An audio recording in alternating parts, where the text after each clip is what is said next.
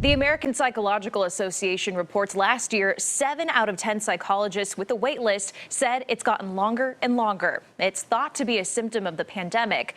We're joined now by Dr. Sharice Johnson, a licensed clinical mental health counselor here in Charlotte. Thanks so much for joining us.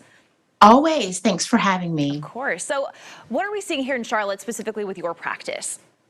We are continuing to see a consistent surge in the need for mental health counseling, both for individuals and organizations. And the need is definitely still exceeding the demand, or the demand is still exceeding what we have available.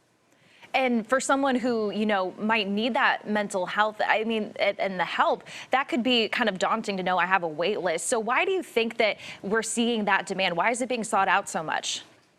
I absolutely feel like from individuals being in the pandemic, everyone was forced to kind of sit with dynamics that the busyness of life may have allowed them not to manage or address. It didn't seem like it was as significant.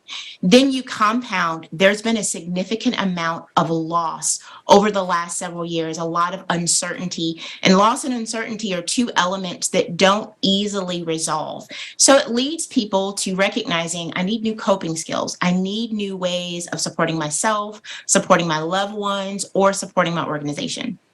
And that's obviously a healthy behavior, and even to recognize that you might need to talk to someone. So what should someone do if, they have a therapist in mind, they feel comfortable with them, and they have a wait list? Are there any workarounds or ways to deal in the meantime?